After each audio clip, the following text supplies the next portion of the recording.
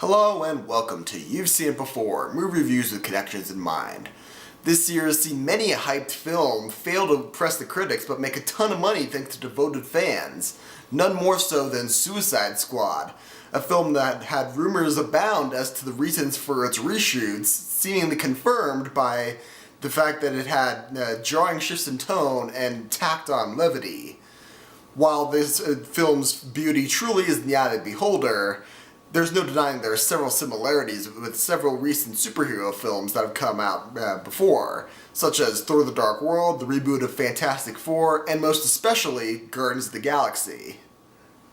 Now, this film will contain certain spoilers of Suicide Squad as well as several other superhero films, so if you haven't seen Suicide Squad yet or any of the films listed in the description below, feel free to stop the movie at this point and come back when you have. With that in mind though, let's begin. Here we go again? No, not again. You've been fooled. How long have we been doing this? Once more unto the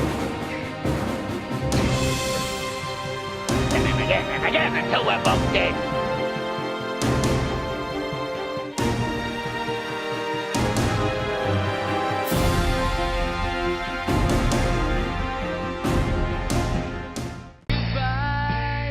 Deadshot. Guy shoots people. He's a crocodile and he eats people. Burns people. You're possessed by a witch. And she's just crazy. What was that? I should kill everyone and escape? Sorry. It's the voices. I'm kidding. That's not what they really said. This is the deal. You're going somewhere very bad. Whoa! To do something that'll get you killed. Go save the world. Nothing really matters to me. Suicide Squad features several DC Comics villains forced to team up under penalty of death from the servants of Amanda Waller, a bureaucrat who believes that in light of Superman's supposed death at the end of Batman vs. Superman, humanity should use enhanced individuals to protect the planet from a similar threat. Her plan goes awry when the Enchantress breaks her bond and starts rampaging a city, turning its citizens into zombies and preparing a plan to wipe out the world and rebuild it in her image. With no other options, Waller is forced to call in the Suicide Squad. Sound familiar? Well, there's one obvious parallel in there, as well as several others that might not strike you at first, but once you see it, you can't unsee it. So let's start with the obvious and go from there. First, as a whole, this film is basically the DC version of Guardians of the Galaxy.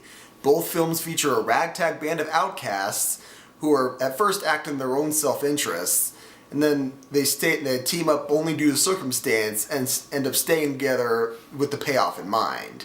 Both even have the heart-to-heart scene in a bar somewhere.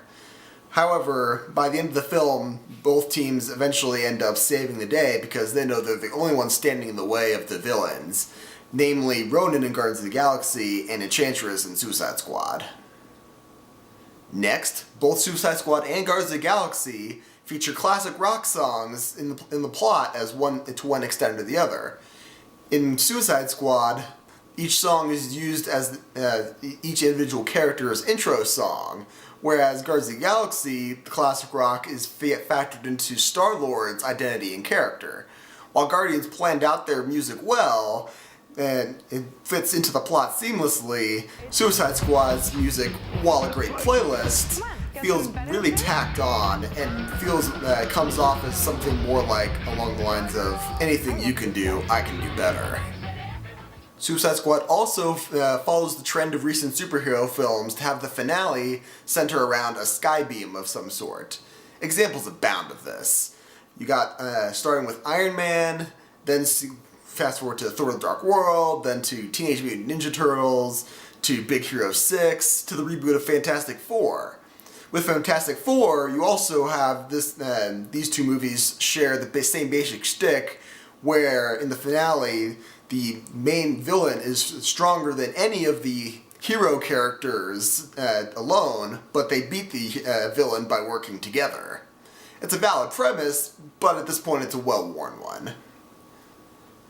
Finally, Suicide Squad features characters that have no real purpose other than to be beaten. Case in point, Enchantress's brother Incubus is so barely needed to the plot that it seems like his only real purpose for being in the movie is to be beaten in a spectacular way in the finale. Same thing goes for Thor the Dark World.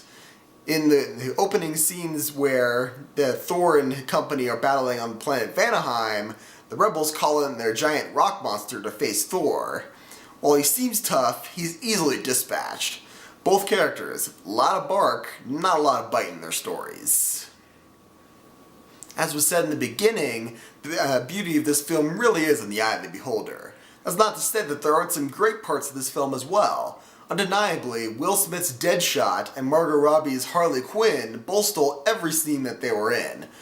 And this film gave further proof that that Batfleck, aka Ben Affleck's Batman, is not the thing to fear that we thought it would be when Ben Affleck was cast. However, there's no denying that DC's extended universe has been of a darker tone than Marvel's cinematic universe. When Batman v Superman was criticized for being too dark, rumors flew around that Warner Brothers had ordered reshoots of Suicide Squad to inject more humor into it and make it more lighthearted.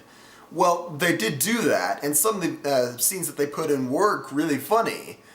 But the fact that these scenes feels really tacked on, and it jars the film out of its tone back and forth so much, it seems to confirm the worrying trend of studios taking over from directors and making really panicky bad decisions.